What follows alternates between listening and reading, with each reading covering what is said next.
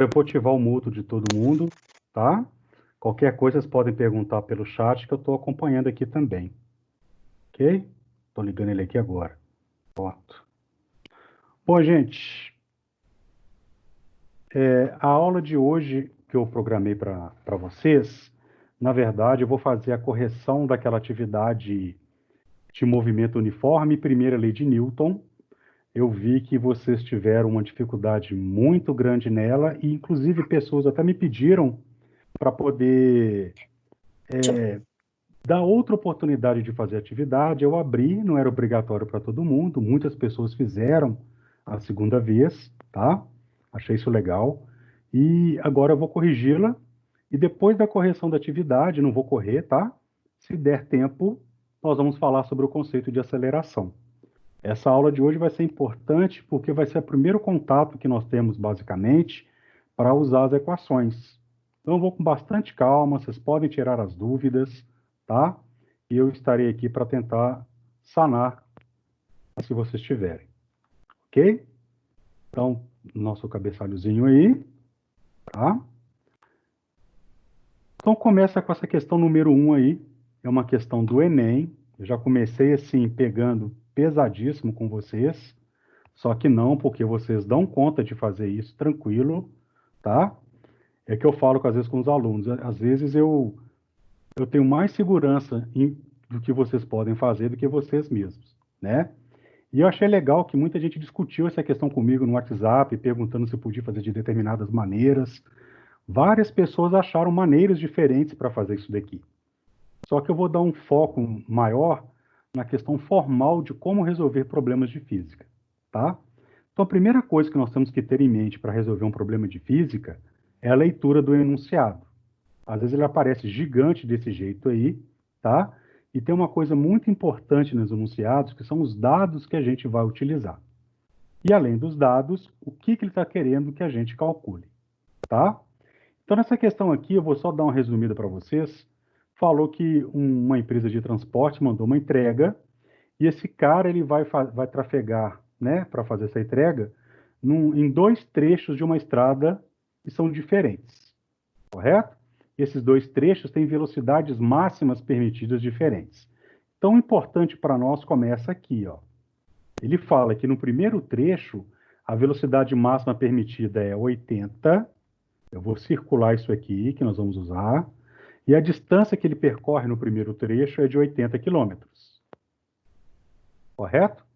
No segundo trecho, o comprimento desse trecho vale 60 quilômetros e a velocidade máxima permitida é 120. E aqui no enunciado ele fala que as condições de trânsito são favoráveis de maneira que o motorista consiga manter essas velocidades máximas, tá? Então, o que ele quer saber? Qual será o tempo necessário em horas para a realização dessa entrega? Bom, como eu passei para vocês na aula de movimento uniforme, nós só temos uma equação que é essa daí, tá? A equação são uma relação matemática entre essas três grandezas aí, V, D e T. Geralmente nas equações, nós pegamos a primeira letra de cada grandeza para representá-la. Então, o V, no caso, seria de velocidade, o D seria de distância e o T seria de tempo, tá? Agora, o cara quer que a gente calcule qual é o tempo que nós vamos gastar. A letrinha que representa tempo é o T, né? Não fica meio assim chateado com a letra feia, não, galera, que eu estou escrevendo com mouse. Aí às vezes vai dar umas tremidas, tá? Se quiserem fazer uma vaquinha, dá pra gente depois uma mesa digitalizadora, eu vou aceitar de muito bom coração, tá bom? Então eu quero calcular aqui o T, essa equação. Como que a gente vai fazer isso? Primeira coisa é ficar atento aos dados na interpretação do problema. Então ele fala que no primeiro trecho a velocidade vale 80 quilômetros por hora e a distância vale 80 quilômetros. Nós conseguimos fazer essa conta de cabeça. Em particular nessa questão, conseguimos fazer de cabeça. Se o cara anda 80 quilômetros por hora, o que significa isso? Que a cada hora ele percorre uma distância de 80 quilômetros. Então, se ele vai andar 80 quilômetros com essa velocidade, ele vai gastar 1 hora. Já sabe aqui que o tempo é 1 hora. Professor, na sua prova eu posso fazer desse jeito? Pode. Quando a questão permitir esses cálculos rápidos, mentais, não tem problema nenhum, tá? Como que faríamos matematicamente? Primeira coisa é escrever a equação. Então tá aí a nossa equação. V é igual a D dividido por T. Primeiro passo é esse. Segundo passo, eu vou trocar as letras da minha equação pelos números que eu conheço, sem trocar as letrinhas de lugar, tá? Então a equação vai ficar mais ou menos assim: 80 para a velocidade e 80 para a distância. Notem que meu tempo está aqui embaixo, olha. Né? É o que eu quero calcular. Matematicamente, nós chamamos isso de incógnita. Quando eu quero calcular alguma coisa, eu chamo de incógnita, tá? E como que eu vou calcular a incógnita? Eu tenho que deixá-la sozinha na equação. Então, esse t está aqui embaixo. Toda vez que aparece um traço, esse traço indica divisão. Então, aqui a gente lê como 80 dividido pelo tempo. Na matemática, quando eu quero trocar de lado isso aqui, eu tenho que trocar de lado com a operação inversa. O contrário da divisão é a multiplicação. Então, se o tempo estava dividindo, ele vai passar para o outro lado multiplicando. Então, vai ficar assim, ó. 80 vezes t é igual a 80. Notem que o t sumiu aqui de baixo. Mas ele não está sozinho. Tem um 80 perto dele aqui também. Esse 80 está multiplicando. Vai passar para cá, dividindo. Olha como é que fica. Aí eu faço 80 dividido por 80 é igual a 1 hora. Certinho? Alguém tem alguma pergunta?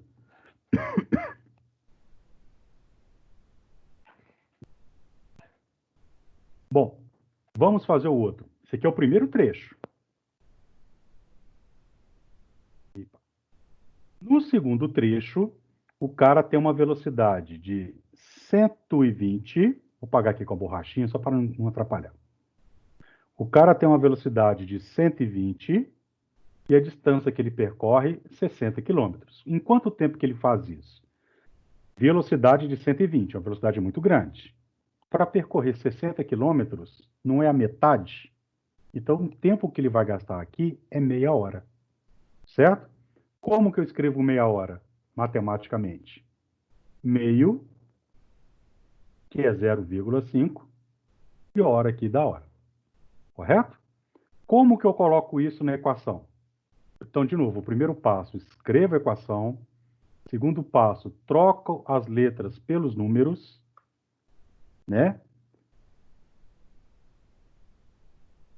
Eita, tá errado aqui, desculpa. Agora que eu vi. Aqui é 120, que é igual a 60 sobre t, tá certo? 120, que é a velocidade, vou apagar isso aqui, e 60, que é a distância. O que que eu vou fazer aqui agora? Mesma coisa do exemplo de cima. O t estava dividindo, passa para cá multiplicando. Então vai ficar 100. Ixi, vou tentar escrever aqui, peraí. Tô nervoso não, tá, gente? O mouse do professor tá agarrando. Vai ficar 120 vezes o tempo é igual a 60. Tá vendo?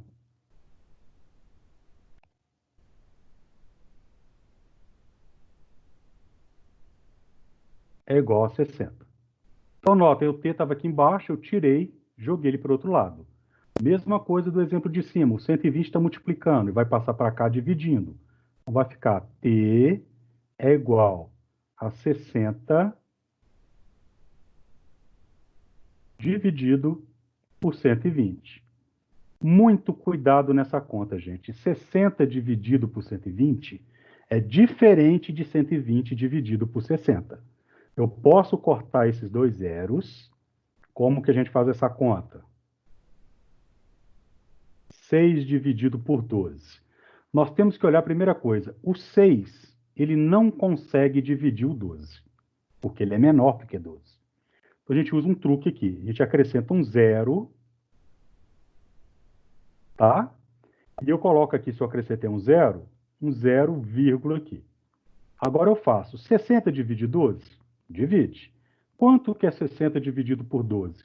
Aí você tem que ir testando. É 1, é 2, é 3. Aí, no caso aqui, é 5. Se fizer 5 vezes 12, vai dar 60. 60 menos 60 é igual a zero. Então, minha resposta é quanto? 0,5 horas. Correto? Então, relembrando, 120 é a velocidade, 60 é a distância dividido pelo tempo. Peguei o tempo que estava embaixo, joguei para o outro lado do igual. Se estava dividindo, passou para lá multiplicando. 120 vezes t. O 120 estava multiplicando, passou para o outro lado dividindo. 60 dividido por 120 é igual a meio. Certo? Deixa eu apagar aqui para a gente continuar o slide.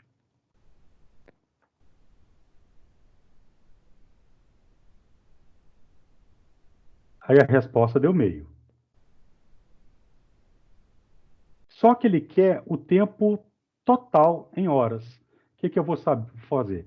Eu vou somar o tempo do primeiro trecho com o tempo do segundo trecho. Então, o tempo total vai ser 1 mais 0,5. Quanto que vai dar isso? 1,5 horas, que é a mesma coisa de 1h30. Tá certo? Seria a letra D aqui no caso. Alguma pergunta? Posso continuar? Então vamos lá. A segunda questão. Essa já é um pouco mais fácil. SEEMG. Para quem não sabe, isso aqui é uma prova da Secretaria de Estado da Educação. Na época que eles faziam a questão de um exame de massa maior, tá? Então, aqui ele fala que um representante comercial sai de Belo Horizonte às 10 horas da manhã, rumo à cidade do Rio de Janeiro. Olha os dados. Depois de 2 horas de viagem, ele para seu carro e descansa durante 30 minutos, num restaurante à beira de estrada. Em seguida, ele reinicia a viagem, gastando mais 2 horas e 30 minutos, 2 horas e meia, até chegar em seu destino. Considere que Belo Horizonte e Rio de Janeiro são separados por uma distância rodoviária de 450 quilômetros. Ele quer saber qual é a velocidade média desenvolvida por esse carro. Mesma história. A equação é a mesma. Você vai usar essa equação para calcular tudo aqui nessa matéria. Tá? Velocidade é igual a distância dividido pelo tempo. Então, a primeira coisa que eu faço é achar qual é o tempo total que ele gastou. 2 horas mais 30 minutos mais 2 horas e 30 minutos. Se você somar isso aí, você vai ver que dá um total de 5 horas. Tá? Agora um detalhe, eu não posso usar o tempo em minutos. Eu tenho que passar tudo para horas. 30 minutos não é hora? A gente fala comumente que 30 minutos é meia hora. A palavra meio, a gente representa matematicamente assim, ó. Tá? Então, 2 mais meio dá 2,5. 2,5 mais 2,5, 5 horas. Agora vem o cálculo da velocidade. Distância total que ele percorre é 450. Está aí a minha equação. Substituo as letras pelos... Eu coloquei 450. E o tempo total eu coloquei 5 horas. 450 dividido por 5, isso vai dar 90 quilômetros por hora. Certinho? Alguma pergunta nessa daí?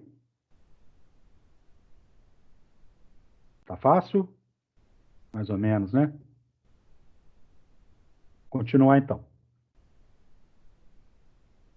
A questão de número 3. Partindo de uma cidade situada no quilômetro 1240 de uma rodovia às 8 horas e 30 minutos, um Érica, a automóvel... apresentação não mudou, continua na questão 2. Agora foi para 4. A 3 não apareceu? Ah, gente, desculpa. Eu errei o número, é questão 4. Era 3, viu, gente? Desculpa. Mas é isso aqui mesmo, Arlene. Então, Ok, então, professor, segue o barco. voltando aqui, partiu do quilômetro 1240 às 8 horas e 30 minutos. Se deslocou com velocidade constante. Lembrem que é velocidade constante? A velocidade que não muda, ela fica sempre a mesma, de módulo igual a 80. Então, o cara está andando a 80 km por hora. Aí ele vai chegar no destino que fica no quilômetro 920. Qual é a hora prevista para a chegada ao seu destino? Quando ele fala aqui qual é a hora prevista, ele está querendo saber o tempo. Só que essa questão tem uma pegadinha e vocês vão ver. Então, primeira coisa, velocidade igual a distância dividido pelo tempo, né? Então, a distância que ele percorre é entre 1240 e 920. Como assim? Quando o cara fala quilômetro 1240 e quilômetro 920, vocês já devem ter percebido na beira da estrada umas plaquinhas que ficam indicando o quilômetro daquela estrada. Quilômetro 5, quilômetro 10, quilômetro 20, né? Para que serve essa placa? Toda estrada que nós temos no Brasil, e creio que no mundo também, ela é uma trajetória que a gente chama de trajetória orientada. Então, essas plaquinhas servem para marcar qual é a posição que você está naquela estrada em relação ao nível de referência. Então, por exemplo, se você pegar a estrada entre BH e Vitória, tá? De Belo Horizonte para Vitória, o quilômetro zero de uma estrada, ou ele está no centro de uma capital do estado, ou ele está na divisa entre dois estados. Não sei se vocês já perceberam isso. Você vai viajando para Vitória de carro, chega uma hora que está aumentando os números. Quilômetro 540, quilômetro 580, papapá. Aí chega uma hora que volta, quilômetro 5, quilômetro 10. É porque você ultrapassou a fronteira do estado, né? Então, depois que vocês viajarem de carro, fiquem atentos a isso. Então, vocês, né? Vocês perceberem. Então, o cara estava nessa posição e viajou para essa. Se você pegar uma estrada, ele está no quilômetro 1240 aqui, tá? Aí ele vai viajar para o quilômetro 920. Qual é a distância que ele tem daqui para cá? É onde ele estava, menos para onde ele chegou. Então, aqui no caso, deu 320 quilômetros, que é o tanto que ele andou. Correto? Então, está aí a nossa equação. Substitui os valores. 80 é a velocidade e a distância vale 320 dividido pelo tempo, que é o que eu quero encontrar. De novo, está o tempo sozinho lá embaixo. Então, aquele mesmo esquema da questão 1. Se ele está dividindo, ele vai passar para o outro lado multiplicando. Então, vai ficar assim, ó. 80 vezes t é igual a 320. Certo? O 80 está multiplicando. Vai passar para lá dividindo. Então, vai ficar assim, ó. 320 dividido por 80. Posso cortar esses zeros. 32 dividido por 8 é igual a 4 horas. Então, nessa trajetória, esse cara vai gastar 4 horas para percorrer essa distância. Agora, olha a pegadinha aqui, gente. Se o aluno vier aqui nas alternativas, tem 4 horas aqui, olha. Aí, no impulso, o cara calculou, ficou tão feliz que ele conseguiu fazer a conta, que ele vem aqui e marcou. Certo? Se ele marcou os 4 horas, significa que nessa questão ele foi para a vala. Errou. Mas ele errou feliz, ele vai sair da prova feliz. Mas quando ele for conferir o gabarito, ele vai ficar triste. Tá certo? Por quê? Porque a questão está perguntando qual é a hora prevista. Certo? Se ele saiu às 8 horas e 30 minutos e gastou 4 horas na viagem, ele vai chegar a que horas no destino dele? 8h30 mais 4 horas, ele vai chegar lá meio-dia e meio, né? Então a resposta correta é a letra D. Certinho? Professores de física às vezes são malvados, eles colocam essas coisas para o aluno dar aquele tranco e ficar mais esperto, tá? Todo mundo entendeu a questão do 12 horas e 30 e as 4 horas? Sim? Eu vou passar, tá? Eu estou entendendo mais ou menos, professor. Então, qual que é a sua dúvida? por favor. Em questão de transformar horas, minutos em horas, essas coisas assim. Tá, aqui, a gente não vai trabalhar tanto com isso, não. Qual que é a dica que eu dou para vocês? Sempre que aparecer 30 minutos, a gente fala que isso aqui é o quê? Meia hora, não é? Meia hora. No nosso jargão popular é meia hora. Aí se você pegar a palavra meia, isso está remetendo a uma entidade matemática que a gente chama de metade, né?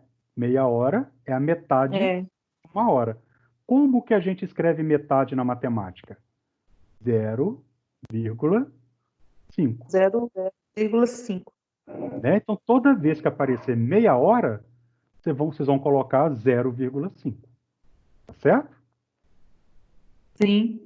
Eu não vou ser maldoso ao ponto, por exemplo, de colocar uma questão com 47 minutos. Porque aqui seria muita sacanagem. Tá? Para fazer isso daqui, você tem que pegar... No caso, dá quebrado? Dá muito quebrado. Olha para você ver como é que dá quebrado. Você teria que pegar o 47 e dividir por 60. Vai dar 0 e uns cambal aí, e para você fazer essa conta depois multiplicando, você vai levar pelo menos umas 2 horas só para fazer essas contas. Verdade. E eu queria deixar claro para vocês que a física, o objetivo dela, não é ficar tão preso assim nos números. Vocês devem ter percebido que a grande maioria das minhas questões, elas são mais conceituais, são mais teóricas, né? De pergunta e resposta. A essa parte aparece a parte do cálculo, porque o nome da matéria é cinemática. Se eu traduzir essa palavra para um português, né, normal, seria o estudo matemático dos movimentos. Né? Cine é movimento e mático tem a ver com matemática. Tá certo? Então, por isso que aparecem as continhas. Mas eu não vou complicar muito além disso aqui, não. Na verdade, essas 3 primeiras aí é o que eu mais posso complicar para a vida de vocês. Tá bom? Por enquanto. Tá certo? Bom, vamos lá. Mais alguma pergunta? Então, continuamos aqui.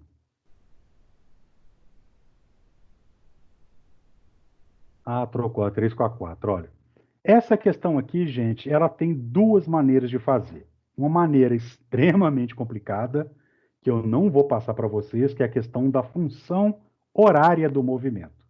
Vocês vão começar a estudar com o Ronaldo daqui a pouco uma coisa chamada função. Função do primeiro grau, função do segundo grau, e isso a gente usa na parte da física.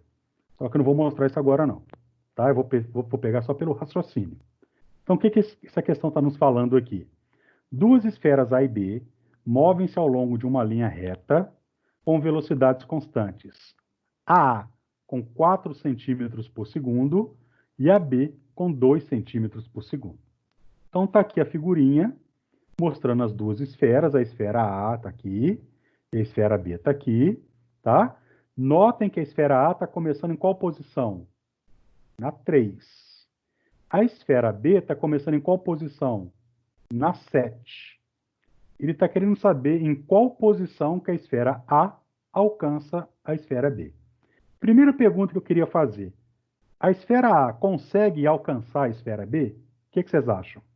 Sim ou não? Sim. Não. Sim e não. Não consegue alcançar ou consegue alcançar? Quem respondeu? Não consegue. Não? Não. Por que não consegue? Pode Como falar, medida gente. Porque olha a distância que tá. O B também anda. O A anda e o B também anda, mas eles andam com a mesma velocidade? Não, a A tá andando mais, né? Se é velocidade. A A está andando mais, não está? Isso. Se ela está andando mais rápido do que a esfera que está na frente, ela vai conseguir alcançar, não vai? Isso, realmente. E se fosse ao contrário? Se a esfera A tivesse com 2 e a esfera B tivesse com 4, iria alcançar? Não. Aí não, porque a esfera A, Não, porque a esfera dia 4 ia andar mais rápido que a esfera que está a 2, né? Certo. Então, galera, muta o Jornal Nacional aí, por favor. O ônibus vai estourar. Então, olha aqui, a esfera A vai alcançar a esfera B porque ela está mais rápida, certo? Então, como que a gente acha a posição que elas vão se encontrar? Fiz a figurinha. Vamos chamar a esfera A essa aqui e aqui de baixo a esfera B, tá? Essa é a A, essa é a B. Passou 1 segundo. 1 segundo significa que a esfera A anda 4. Então, ela vai parar aqui, ó. Se ela estava no 3, aí ela andou 4 centímetros, ela vai parar no 7. Só que a esfera que está na frente também andou. Só que ela vai andar somente 2 centímetros. Então, se ela estava no 7, ela está no 9 agora. Se encontraram? Ainda não. Correto? Passa mais 1 segundo. A esfera A, que estava no 7, agora ela vai estar no 11. 7 mais 4, 11. A esfera B, que estava no 9, agora também vai estar no 11. Se encontrar aqui nesse caso, notem que elas estão na mesma posição, né? Então, nesse ponto aqui é onde a esfera A alcança a esfera B. Então, qual seria a resposta? Na posição de 11 centímetros. Correto?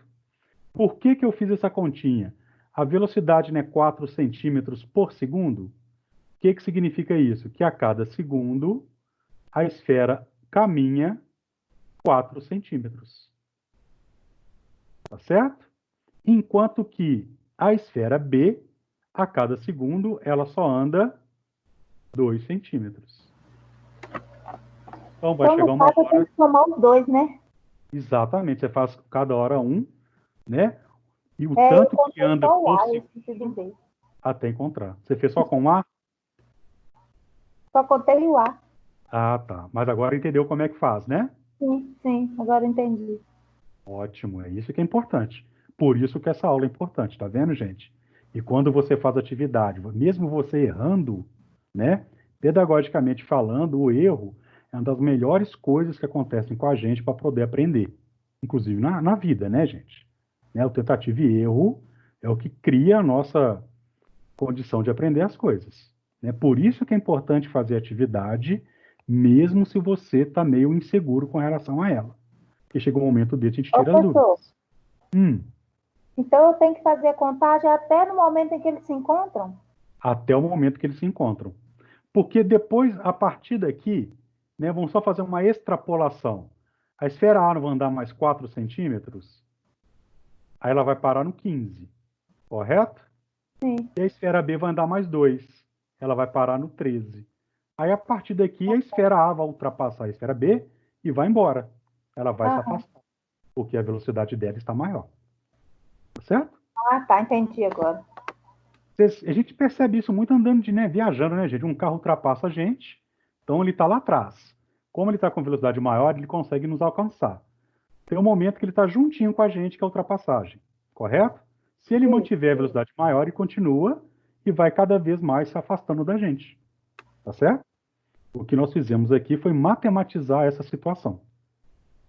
Ok? Ok, entendi agora. Muito bom. Então, passemos aqui para a questão de número 4, de novo. Está todos unidos aqui. Desculpa, viu, gente? É aperto de fazer várias aulas ao mesmo tempo. Está difícil. Para nós também. Para todos nós.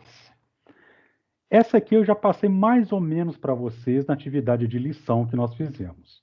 João está treinando corrida em uma pista de atletismo que tem 400 metros de extensão. Pista de corrida, não sei se vocês já viram, ela é tipo um oval, né? 400 metros para dar uma volta. Aí o cara dá 3 voltas em 10 minutos. Certo? Quer saber qual é a sua velocidade média? Aqui eu pedi, lembre-se que 1 minuto equivale a 60 segundos. Então, a mesma história, né? Se eu dar uma volta é 400 metros, se ele der 3 voltas, seria 400 mais 400 mais 400. 400 3 vezes.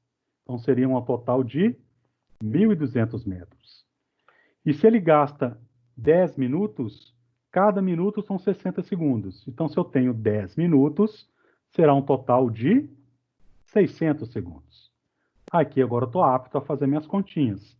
A equação é essa, sempre vai ser a mesma, tá? Troco as letras dos números que eu conheço.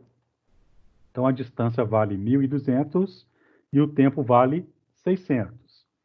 Posso cortar esses zeros.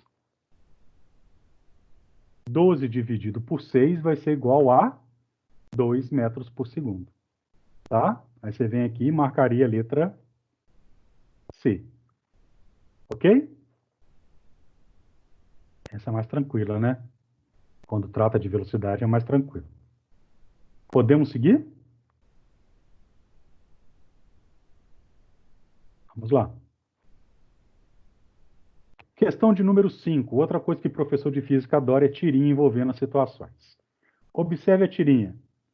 O que está acontecendo aqui? O cara está bodando aqui no carro, esse cara está com o cinto, e esse cara está sem o cinto de segurança. O cara freou, obviamente, deve ter batido alguma coisa, né? E o cara perguntou, de que você morreu? De inércia. Né? Então ele pede, ao analisar a situação representada na tirinha acima, quando o motorista freia subitamente, o que acontece com o passageiro? Gente, o que é o conceito de inércia? É a tendência dos objetos permanecerem em seu estado inicial, né? Os dois caras estavam dentro de um carro em movimento. Suponha, por exemplo, que a velocidade do carro seria de 60 km por hora. Então, os dois caras, o motorista e o passageiro, estaria a 60 km por hora, os dois dentro do carro. De repente, o carro para, né? O que acontece com o nosso corpo? A tendência do nosso corpo é de continuar para frente com a mesma velocidade. Então, se ele estava com 60, subitamente o carro parou, o corpo do cara que estava com o cinto quis ir para frente a 60. Só que o que o cinto fez? Segurou o corpo dele. Então, freou o cara até ele ficar em repouso. O cara que estava a 60, não, ele continuou o seu movimento, bateu, né, no para-brisa a 60 km por hora. Tá certo? Então, o que significa dizer que ele morreu de inércia? Porque o cara tende a continuar em movimento e colide contra o para-brisa. Seria essa daqui. Tá? Muita gente marcaria também a letra A, gente. Quero comentar sobre ela aqui. Ele diz que ele é empurrado para a frente pela inércia. Inércia, galera, não é algo que interage com a gente. A inércia é uma propriedade do nosso corpo de continuar o seu estado inicial. É algo que já nasce com a gente, já está dentro da gente. Ninguém cria isso, né? Aí quando o cara fala que ele é empurrado, pressupõe-se que aqui foi feita uma força, né? E ninguém empurrou o cara. Pensa você num busão. O busão está andando. Aí de repente o busão freia. Você vai para frente, não vai? Sozinho. Alguém precisou te empurrar para ir para frente? Não, né? O fato de ir para frente sozinho é a tendência que seu corpo continuar em movimento. E continue em movimento até quando? Até uma força que seja feita em você para parar o seu movimento. No caso aqui do motorista, quem é que parou o movimento dele foi o cinto de segurança.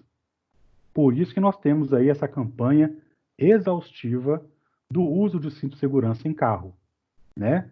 A coisa que mais mata as pessoas no trânsito é uma palavrinha só, chamada velocidade. Não sei se vocês já viram isso em campanhas, né? Quanto maior a velocidade que você anda no seu veículo, qualquer coisa que aconteça, mais energia você vai ter que despender para poder frear o cara, né? Se você bater em algum ponto, quanto maior a velocidade, maior vai ser o impacto que exerce naquilo, tá certo?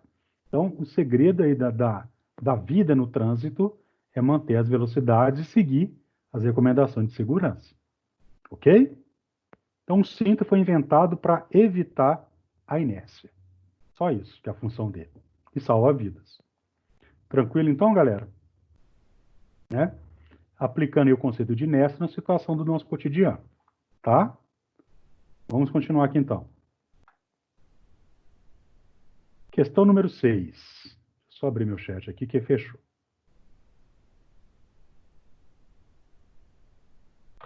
Eita.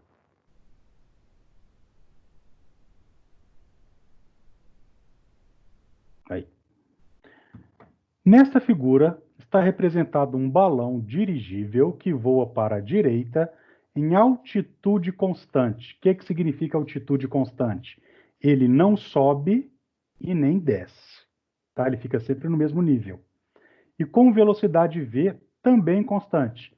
O que significa velocidade v constante? Ele não aumenta a velocidade e nem diminui a velocidade. Fica sempre com a mesma. Sobre o balão, atua as seguintes forças. O peso, gente, aponta sempre para baixo, que aqui no caso não foi para baixo, mas é uma força que aponta sempre para baixo, e nós chamamos vulgarmente de força da gravidade, tá? O empuxo, eu vou falar disso para vocês mais lá na frente, mas é uma força que o ar faz um balão para cima para mantê-lo sustentado, em altitude constante. A resistência do ar, se a força de resistência, ela sempre aponta para o lado oposto ao movimento. Tá? Se o balão voa para a direita, a resistência aponta para a esquerda. E a força M, que é a força do motor que impulsiona o balão para frente. Se não tivesse essa força para frente, ele não sairia do lugar. Né? Assinale a alternativa que apresenta o diagrama de forças em que está mais bem representadas as forças que atuam nesse balão. Olha, gente, ele voa com velocidade constante.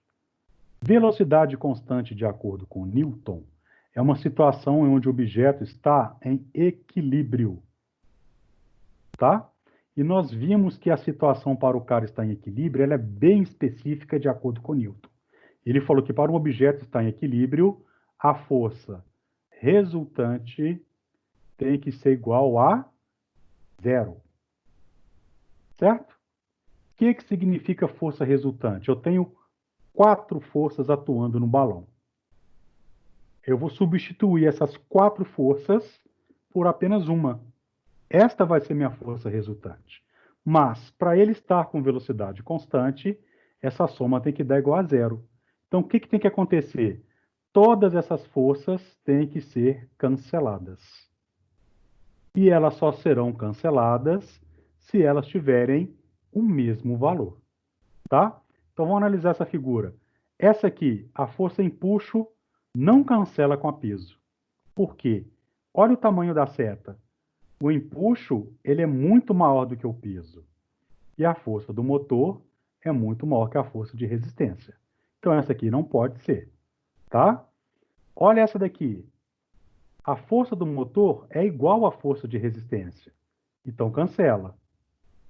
Mas o empuxo para cima é maior do que o peso. Então, não cancela. Então, essa não pode ser. Tá? Essa de baixo, o empuxo para cima é igual ao peso. Então, cancela. Mas a força do motor para frente não é igual à força da resistência para trás. Então, não cancela, então não pode. A única que sobrou foi essa aqui. Para cima, cancela com a força para baixo.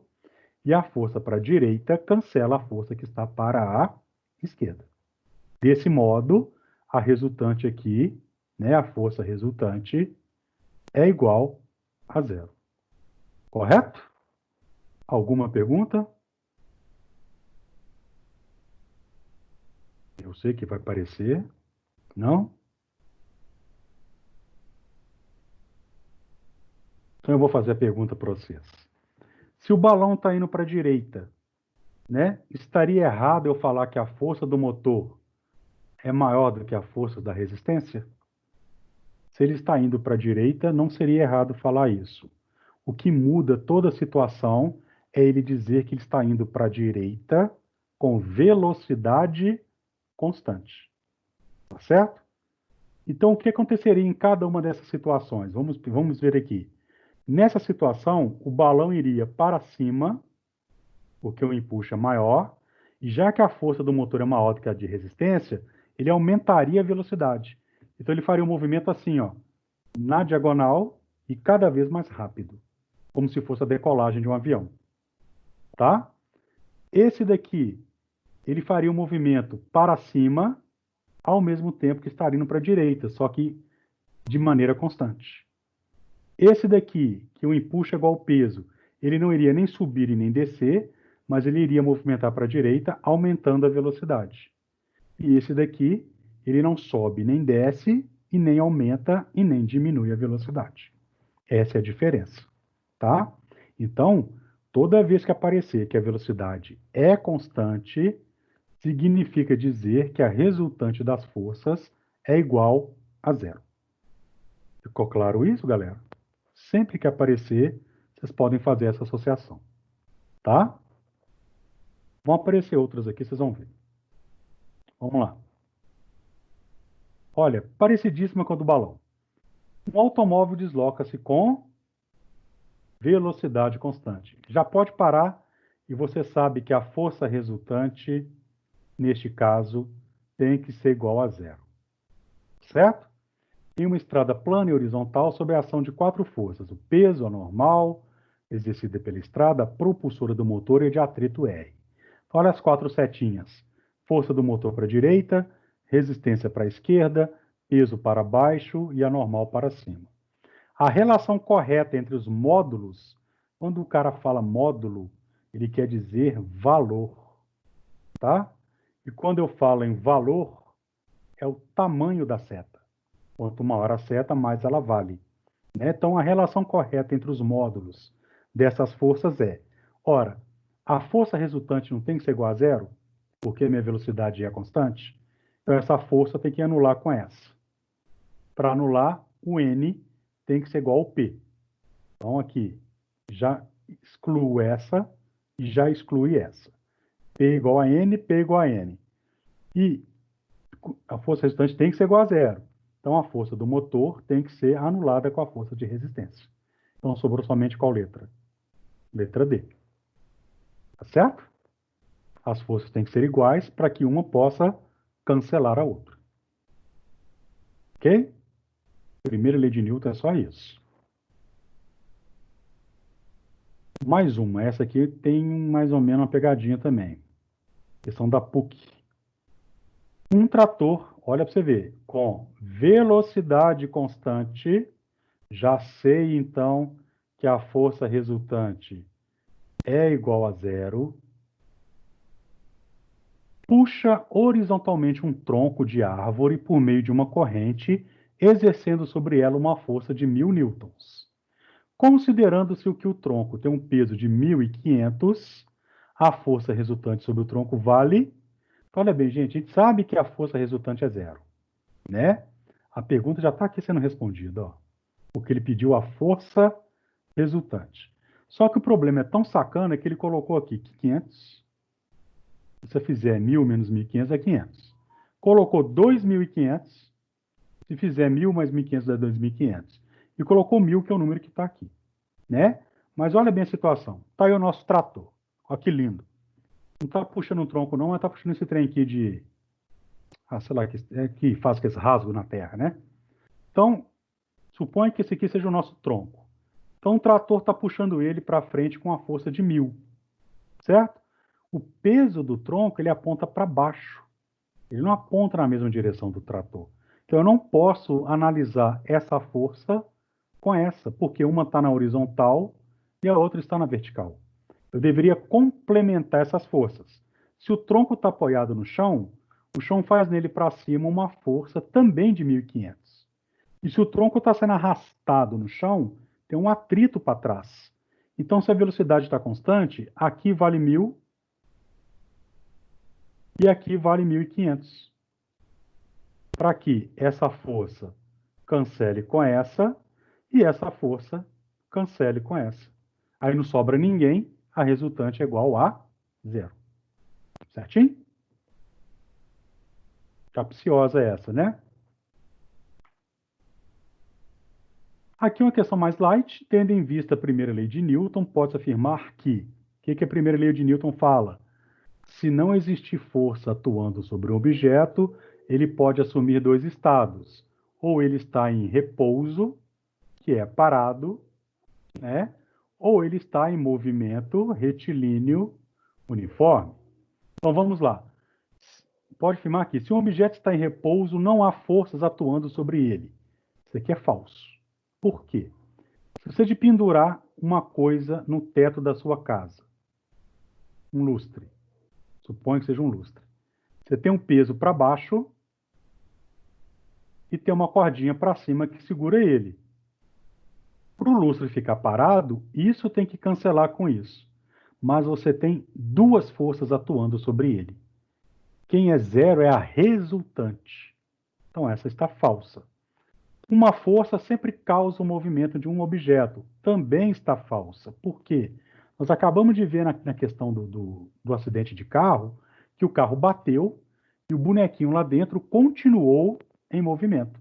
Só que não tinha ninguém empurrando ele. Certo? Era só inércia. Primeira lei de Newton, posso afirmar que é uma tendência natural dos objetos buscarem permanecer em repouso. É somente em repouso? Não. Ele também pode ficar em movimento retilíneo uniforme. Então também está falsa. Qual que sobrou? A primeira lei de Newton se aplica tanto a objetos em movimento quanto a objetos que estão em repouso. Certo? Então a correta aqui é a letra D de dromedário. Certinho?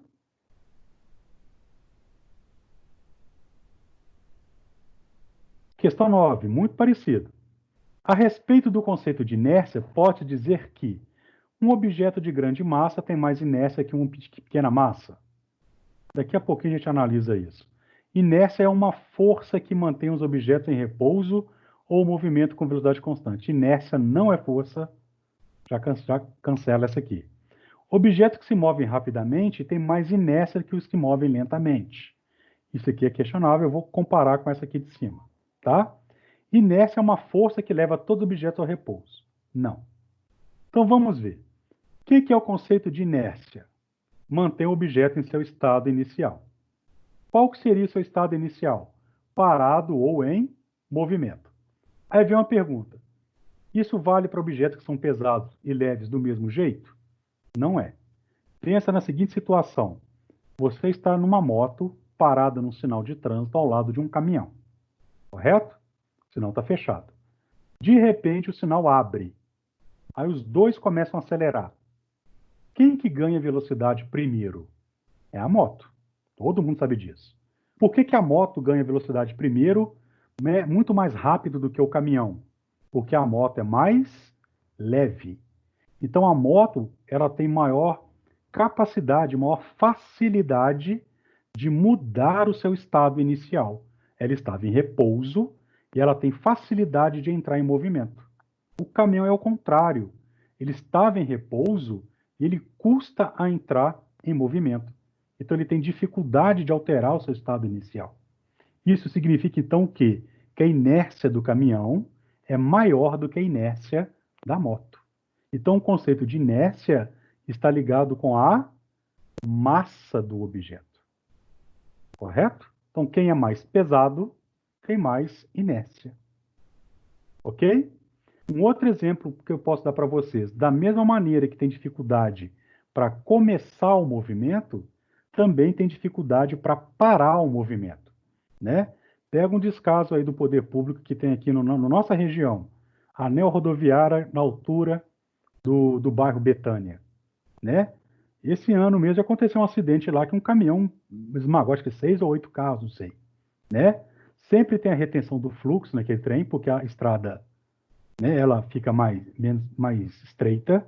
O caminhão vem chutado de uma descida com carregado, ou seja, uma massa imensa. Nem se o cara quiser apertar os freios, devido à massa dele, ele consegue parar, né? Porque já que o caminhão está muito pesado, é difícil para ele mudar o seu estado de um movimento para o estado de repouso. Então o cara não para de jeito nenhum, ele só vai parar quando ele bater nos outros carros e tiver uma força suficiente nessas colisões para freá-lo. Aí, né, aqueles desastres estão sempre assim para acontecer. Certinho? Tem a ver com a massa, tá? Então eu sou uma pessoa que tem muita inércia, né? É uma maneira chique de falar que eu tô gordinho. Beleza? E a última, uma pessoa entra no elevador carregando uma caixa pendurada por um barbante frágil. como mostra a figura. Não sei quem entraria no elevador desse jeito aí, mas vamos lá, né? O elevador sai do 6º andar, que está lá em cima, e só vai parar no térreo. Então, o elevador está descendo.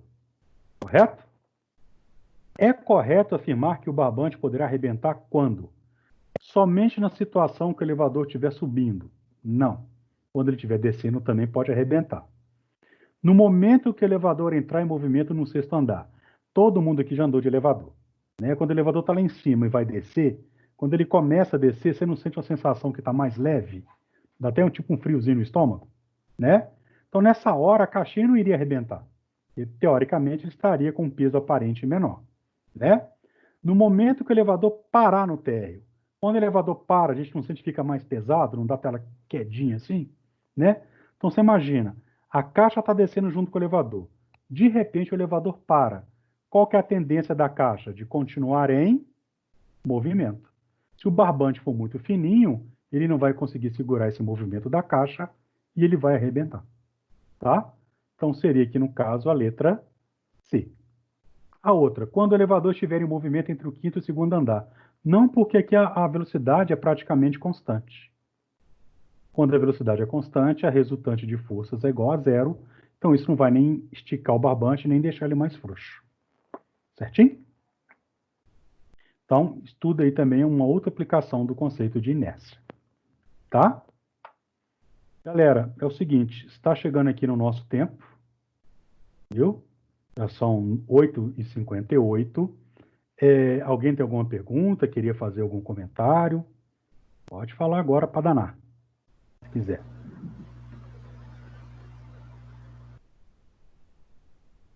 Não pode ficar com vergonha não, gente. A gente está aqui de boa. Pode falar. Não? O professor, eu acho bem difícil. Estou tentando pegar. Tá tentando, mas hoje deu para dar uma esclarecida, Vanusa? Deu um pouco, deu. Isso, Vanusa, isso é com o tempo, tá? Vocês estão percebendo que e com essa dificuldade que a gente tem de estar no ensino remoto, é mais complicado porque exige muito da gente, né? Para poder fazer isso.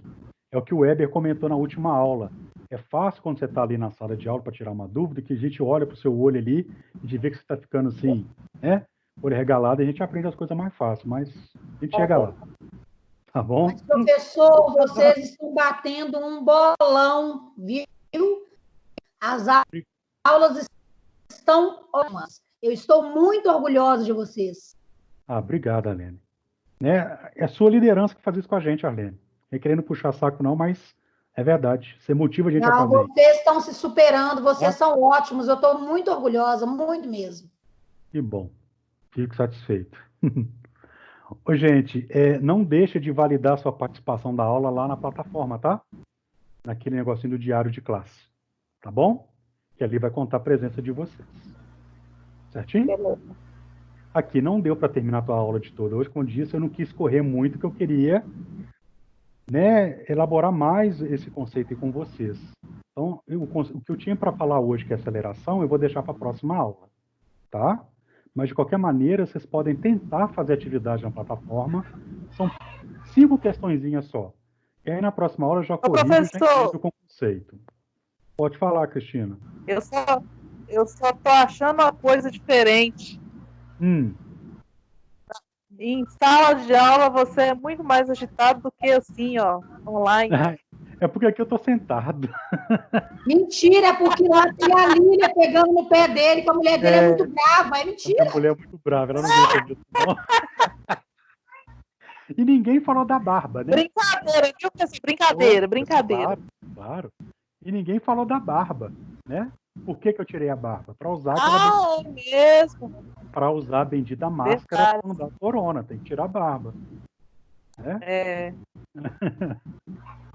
Mas é isso aí, gente. Muito obrigado por vocês terem vindo, tá? Adorei. E semana que vem, então, a gente começa de novo, né, a partir de aceleração. Tá? Não vamos desanimar, não. Eu sei que está difícil, né? Nós teremos, sim, sempre o maior prazer de estar atendendo vocês. Na hora que vocês quiserem tirar dúvida. Estou tirando dúvida pelo telefone, pelo WhatsApp, pela plataforma. Sinta-se à vontade para perguntar a gente. Às vezes a gente demora porque a gente está fazendo outras coisas também, não é assim de imediato, tá? Mas Sinta-se à vontade para perguntar. Tá bom? Fica com dúvida, não. Beleza, gente? Beleza. Professor, beleza. Tá bom. Deu para sacar isso lá, porque é o seguinte, das questões que eu errei, é questão de levar em consideração que a velocidade já está constante, né? Isso mesmo. Porque às vezes eu ficava pensando no momento que ele sai do Não, zero e exatamente. ganha aceleração, entendeu? Então tem que Nesse caso aí, considerar a aceleração e imaginar que já está em velocidade constante. exatamente, Charles, porque esse momento aí que o cara vai sair do repouso, a gente vai estudar na próxima aula, tá bom? Beleza. Mas é isso mesmo, o seu raciocínio está perfeito, tá? Beleza. E obrigado por você me atender aí no WhatsApp também, viu, professor? Falou, ok, sem problema. Valeu, obrigado pela aula, professor. Falou, de nada, a gente agradece a presença de vocês. Não esqueçam de validar a presença, tá? Já tá lá já também, valeu. Beleza. Estou parando a gravação aqui e eu vou encerrar a reunião.